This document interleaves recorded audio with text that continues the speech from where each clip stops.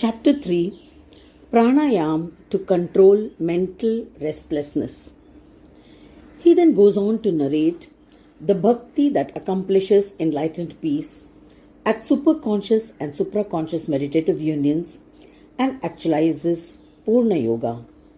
Where there is neither Sanyog nor Ayog, then where is a space for Pūrṇa Yoga and Śānti Yoga? This can be understood only by going with the flow, because there is no Sanyoga or Ayoga.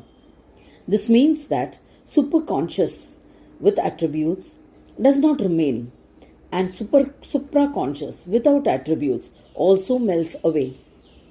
Who has to do Shanti? Of whom? Whatever is the experience, let it be. There is no possibility of thought about it. There is neither mind or speech nor its absence. The bhajans are Śānti Bhajans. The same Śānti Bhajans were sung by Śuka, Yogi and others. They are engaged in that kind of bhakti all the time. What is the nature of such bhakti? All feelings are surrendered to the Atman-state of Parabrahma, Brahmanaspati, who is the knowing of all powers. I, as Gaṇarāja Prabhu, have assumed a body for the ease of knowing. This makes it possible to easily attain total siddhi. This is the same as in the 9 types of bhakti. The juice of love in their minds is constantly fixed on me. Their body, speech and feelings of mind and heart, along with all the world's study, are centered around my absolute being, because the nature of such devotees is made up of the juice of only my devotion. Therefore, their bhajans keep taking place automatically. In the main shloka, after revealing the secret of devotion, he had said, "Keep your mind and speech absorbed in me." This means the jiva has so many options that he is not fixed on anything. This is evident everywhere. Without the mind and intellect, nothing happens. They should be steadied with their attention on me. Such restraint makes the body, mind and intellect capable of achieving anything. When everything begins to happen naturally, it becomes a bhakti yajna. The Brahmin conducting the yajna is called a ritvij. He embodies the 9 types of bhakti. A devotee is often filled with desires and thoughts due to unfulfilled destiny. Surrendering them to me is a sacrificial offering. In fact, bhakti yajna is the surrendering of all different tendencies and their causes. It precedes the practice of devotion. The intellect, which is the illuminator of knowledge from where all inspiration rises, is the sacrificial pit or the yajna-kund. The illuminator of the intellect is Chintamani. It is the spiritual preceptor who lights the intellect. The body, speech, mind and their mixture are like the Brahmins who do the offerings. They make an oblation of all the different juices of devotion. Here, the performer of the yajna is a pride of Ganeshatva born by the Ganesha devotee. He has only one resolution, which is to assume such a state. Then all the tendencies get burnt away. The 4 provinces of dharma, artha, kama and moksha do not hold any sway. In short, experiencing oneness with me out of devotion burns away all other tastes. This is bhakti yajna. When such a yajna is completed, the Ganapat enjoys its fruits. The mind of such a devotee has thoughts of me alone. When his mind and intellect become so steady, then it means they have totally surrendered to me. Therefore, Śrī Gaṇarāja Prabhu says, King Varinya, when you become such a devotee, you don't have to do anything else. The secret of bhakti yajna mentioned here is that my Atman is Gaṇarāja Prabhu. My presence is for the service of him alone. The body, speech, mind and their mixture is all devotion to him for becoming his beloved. This firm resolution is fixed in the devotee. His life itself becomes a yajna because his Atman, which has become free, is absorbed in Ganesha. Therefore, all actions of his body are a form of bhajan to Ganesha and therefore become a yajna itself. Here, the pleasing of his Atman is the bhakti yajna. After listening to the narration so far, a doubt arose in the mind of King Varinya and he asked Prabhu, "This path seems to be too difficult. Tell me if there is any easy way of achieving this." asamarthor arpitum swantam dhruvam mayi naradipa abhyasena cha yogena tatagantum yajasvamam. He says, as stated earlier, if one finds it difficult to surrender one's mind and intellect to me, then practice pulling the mind, conscious matter, away from wherever its awareness or consciousness is and put all thoughts of me in it. This practice should be done with great attention. Pranayam to control mental restlessness. If you do this and your mind still does not listen to you, it means that your mind is restless and not under your control. The solution is to practice pranayam. This will destroy the filth in the mind and become pure. It will then be easy to control it and make it steady. It is easy to put thoughts of me in such a mind. Tatrapi tvamashaktaksche kuru karmam adarpanam mamanugrahataschaivam param nivritti meshyasi. The practice is to pull the mind away from material objects and place it on my form. If that is not possible, or if one cannot practice pranayam, then in an attitude of surrender to me, do good actions according to one's dharma. When you decide to do good things, good deeds, to attain me, then accordingly you will get my blessings. This inspires an attitude of retirement or turning back. With my blessings, you will be able to achieve everything possible. What should be done if it is impossible to do even this? Athaidapyanushtatum na shaknoshi tada kuru prayatra tat phalatyagam trividhanam cha karmanam. Dharma and karma. He replies, if doing good deeds according to one's dharma as prescribed in the scriptures is too difficult and one is not able to bear the physical pain, then allow the actions to happen the way they keep happening and accept whatever fruits may come one's way. Remain with an equanimous mind and maintain it with steadfastness. Do your dharma in an attitude of surrender to Brahma, which is called akarma. It is capable of giving liberation.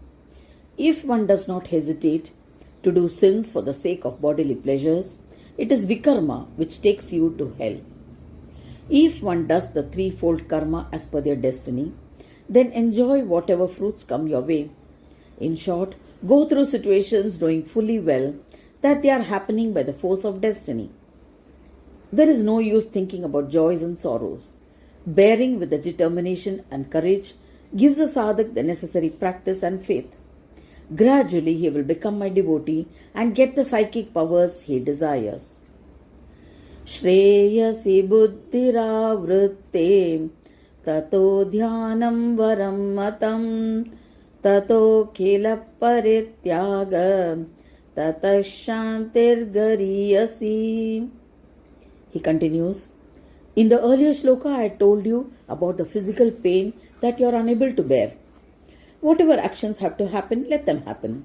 Do not look at the consequences. Bear with the good or bad things that happen. They should only be an intense desire within you to attain me. Then as per destiny, everything that happens to the body is bound to happen. I have no connection with it. I am only with the Atma Brahma. So keep only that resolution in mind. Now I shall tell you how to attain the absolute state through discrimination. An ignorant person is not concerned much with good deeds. He goes through the cycle of birth and death. A person with a developed intellect is more benevolent. The secret is that his intense desire to attain me is awake. When the intellect becomes aware of the truth that I am Brahma and all these activities are merely the play of Maya, then he is better off than an ignorant jiva who is caught in the cycle of birth and death. Such a sadhak gradually begins to develop a liking for doing good deeds. When this happens, he drops off the vikarma and the desires and starts doing only good deeds. This develops his faith in me. The intellect, whose essence is knowledge, firmly believes that I am Brahma. even though he has not yet experienced it. The one who meditates on me with a firm resolution is greater than him. The secret is that there is only one truth, and that is Ganesha. All other joys of Maya are false, and therefore one does not have a taste for them. And that is when one's mental vital consciousness substance likes to dwell upon me, that is Ganesha. A sadhak may do Hatha Yoga and other internal practices, wherein his mind consciousness matter gets purified and becomes resolute in the aim of attaining me. Therefore, he carries on doing good deeds with determination. This is meditation. Due to the strength of this meditation, he becomes anxious to attain Śānti Yoga and starts giving up everything. Such an absolute sacrificing sadhak attains excellence mainly due to the meditation of Brahma. In the course of his sadhana, the eye of wisdom opens in the sadhak. He then begins to practice the 8 types of superconscious meditative union. As a result, he has no consciousness of the body's state. And without depending on anything, he begins Soham worship. With the strength of that worship, he meditates only on the Atman, and when the 4 types of causal matter get burnt away, he becomes a true yogi who has given up everything.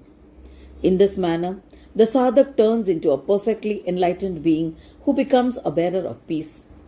This happens because when there is consciousness of the duality of body and Atman, there is a consciousness of separateness within the Atman. As a result, he gets deluded and gets himself into bondage. When such an individual engages in spiritual practices of connecting with his own self, where he experiences the becoming of the Atman, he gives up all dualities and attains absolute peace. The sense of sacrifice too melts away, and he experiences Pūrṇa Yoga, where there is oneness with Ganesha. The state of peace. The state of peace is of 5 types. The first is self-assent peace. This is attained with the dissolution of causal matter in the state of meditative union. The second is Parata Utthana peace. This is attained by being in the incorporeal state, experienced in the state of meditative union. The third type of peace is the state devoid of Swata and Parata Utthan. This is attained with the experience of being in the state of complete Swaswanand meditative union. The peace of non-differentiation is the 4th type. The 5th is a yoga of enlightened peace. This is the Pūrṇa Śānti, and there is nothing left after that. In the state of Pūrṇa Śānti Yoga, consciousness of the body does not remain. Therefore, it is a most excellent. The devotee who accomplishes the Śānti Yoga and does the 9 types of devotion to me is my complete devotee. With such devotion, he never becomes disturbed in any manner. Now listen to the secret of the essence and the steps of worship. After attaining the knowledge of my all-encompassing nature, which is revealed after his initial worship of my idol, the devotee starts singing bhajans of my cosmic form. But the problem is that he worships the cosmic form of one universe. But Ganesha's Vishwarup is of innumerable universes and beyond as well. In due course, he starts worshipping my Vishwarup and my Asi state, which is beyond it. What should be the behavior and attitude of such a devotee? Niraham mamata buddhir dveshamaruna samaham labha labhe sukhe dukkhe mana mane same priyaha. Śrī Gaṇarāja Prabhu explains in the 15th sloka, how should the best of devotees maintain their character after attaining the siddhi of devotion to me. When the devotee actualizes the Asipada and identifies with the universal Brahma, he is said to be enlightened. Then the devotee is ingrained with the power of discrimination of the Kshetra and Kshetrajna. I shall tell you about it later. By practicing the path of devotion, a primarily ignorant sadhak progressively attains higher and higher states and finally reaches the highest state, without much difficulty. It is necessary to know the secret behind this. Instead of merely remaining in the world and allowing things to happen, making a firm resolution in the intellect that I am Brahma, the one who experiences his destiny as it is considered better because with that kind of intellect, the three types of karmas are exhausted without much effort. Thereafter, maintaining the attitude of surrender to Ganesha is better than intellect because then the attainment of Yoga Siddhi is achieved very easily and quickly. Thus, he accomplishes the psychic powers of superconscious and supra-conscious meditative unions. He proves to be the most excellent, and in the end, he attains the highest state of the Yoga of Enlightened Peace and becomes the most blessed and grateful devotee. This is the greatest secret which is achieved merely through devotion to Ganesha. He then goes on to explain about the character and behavior of such a devotee. How should he maintain it? Here we conclude this chapter, and we shall see this subject on the behavior of a devotee in the next audio.